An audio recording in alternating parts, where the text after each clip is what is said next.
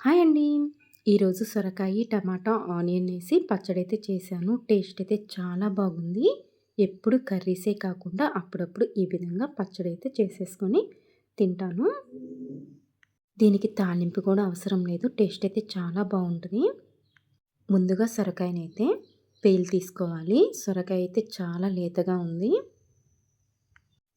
ఈ విధంగా సొరకాయనైతే మొత్తం పీలైతే తీసేసుకోవాలి. నేనైతే సొరకాయ తెచ్చినప్పుడల్లా ఒక్కొక్కసారి పచ్చడి, ఒక్కొక్కసారి కర్రీ, ఒక్కొక్కసారేమో సొరకాయ పులుసైతే పెడతా ఉంటాను.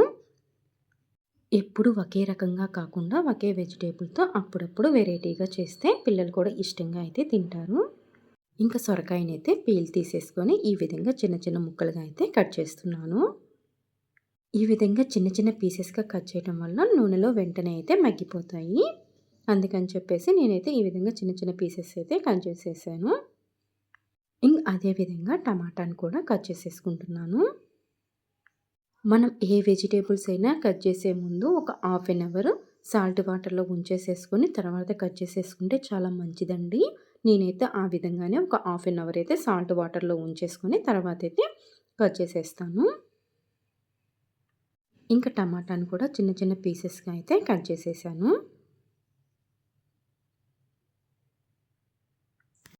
మనం ఏ పచ్చడి చేసినా ఒక్క టమాటా అయితే యాడ్ చేస్తే టేస్ట్ అయితే చాలా బావుంటదండి.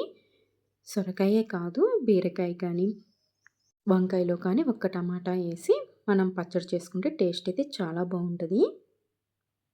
నేనైతే టమాటా ఉంటే కంపల్సరీ అయితే వేసి పచ్చడైతే చేస్తాను. ఒకవేళ టమాటా అయితే లేకపోతే స్కిప్ చేస్తాను. ఉంటే మాత్రం కంపల్సరీ వేస్తాను. అదేవిధంగా ఒక ఆనియన్ కూడా పీల్ తీసేసుకొని చిన్న చిన్న ముక్కలుగా అయితే కట్ చేసేసుకున్నాను. చూసారు కదా! సొరకాయ, టమాటా, ఆనియన్ అయితే ఈ విధంగా చిన్న చిన్న పీసెస్‌గా అయితే కట్ చేసి పెట్టేసేసేసాను. ఇప్పుడైతే స్టవ్ వెలిగించేసుకొని పాన్ పెట్టేసేసుకొని ఒక 3 టేబుల్ స్పూన్ అయితే ఆయిల్ అయితే వేసుకోవాలి. ఆయిల్ హీట్ ఎక్కాక ముందుగా మనం పచ్చిమిర్చినైతే యాడ్ చేసుకొని ఫ్రై చేసుకోవాలి. పచ్చిమిర్చి అనేది అన్ని వెజిటేబుల్స్ వేసేటప్పుడు కాకుండా ముందుగా ఈ విధంగా వేయించుకుంటే టేస్ట్ అయితే చాలా బావుంటది. పచ్చిమిర్చి అనేది కొంచెం ఘాటుగా ఉన్నా కూడా ఈ విధంగా వేయించుకోవటం వల్ల కొంచెం ఘాటైతే తగ్గిద్ది.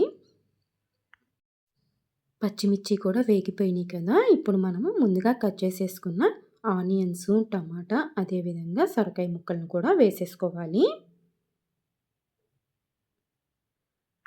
ఈ వెజిటేబుల్స్ అన్నీ వేసుకున్న తర్వాత ఒకసారి అయితే ఈ విధంగా కలుపుకోవాలి. దీనికి ఎక్కువ ఆయిల్ వేయాల్సిన అవసరం కూడా లేదండి. సొరకాయలో, టమాటాలో వాటర్ ఉంటది కదా! వెంటనే అయితే మగ్గిపోయిద్ది. ఇప్పుడు దీంట్లోకి ఒక టేబుల్ స్పూన్ అయితే జీలకర్ర, అదేవిధంగా ఒక టేబుల్ స్పూన్ ధనియాలైతే వేసుకోవాలి. ఒక 3, 4 వెల్లుల్లి రెబ్బలను కూడా వేసేసుకొని ఒకసారి అయితే ఈ విధంగా కలుపుకోవాలి. నాకైతే కర్రీస్ కంటే ఈ విధంగా పచ్చళ్ళు చేసుకొని తినటం చాలా ఇష్టము. ఇప్పుడు దీంట్లోకి కొంచెం సాల్ట్ అయితే యాడ్ చేస్తున్నాను. సాల్ట్ యాడ్ చేయటం వల్ల వెజిటేబుల్స్ అయితే త్వరగా అయితే కుక్ అయిపోతాయి. సాల్ట్ యాడ్ చేసుకున్న తర్వాత ఒకసారి అయితే ఈ విధంగా కలుపుకోవాలి. ఇప్పుడైతే దానిపైన ఒక ప్లేట్ అయితే పెట్టుకోవాలి. ఒక 2 మినిట్స్ ఆగాక మళ్ళీ ప్లేట్ తీసేసుకొని ఒకసారి అయితే ఈ విధంగా కలుపుకోవాలి. మనం ఈ విధంగా ప్లేట్ పెట్టుకొని మగ్గించుకోవడం వల్ల వెంటనే అయితే మగ్గిపోతాయి. చూసారు కదా! ముక్కలు కూడా మగ్గిపోయాయి. ఇంకా ఇవైతే ఆరాక మిక్సీ అయితే పట్టేసేసుకున్నాము. ఇంకా స్టవ్ ఆపేసేసుకొని చింతపండు అయితే యాడ్ చేసేసుకొని మూత పెట్టేసేసుకుంటే సరిపోతుంది. ఇంకా ఆరాక మిక్సీ అయితే పట్టేసేసుకోవాలి. ఇప్పుడు మిక్సీ జార్లోకి ముందుగా పల్లీలను అయితే యాడ్ చేసుకోవాలి.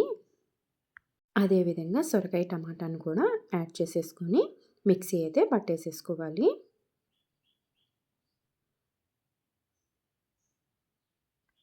చూసారు కదా! ఈ విధంగా మెత్తగా అయితే గ్రైండ్ చేసుకుంటే సరిపోతుంది. మనం ఏ పచ్చడి చేసుకున్నా ఈ విధంగా పల్లీలు యాడ్ చేసుకొని పచ్చడైతే చేసుకుంటే టేస్ట్ అయితే చాలా బాగుంటుంది. ఒకసారి ట్రై చేయండి. మనకు కావాలంటే దీంట్లో తాలింపు కూడా వేసుకోవచ్చు. కానీ నేనైతే వేయట్లేదు. చూశారు కదా! టేస్ట్ అయితే చాలా బాగుంది. ఈ వీడియో నచ్చినట్టయితే ప్లీజ్ లైక్ చేయండి, షేర్ చేయండి. అదేవిధంగా సబ్స్క్రైబ్ చేసుకోండి.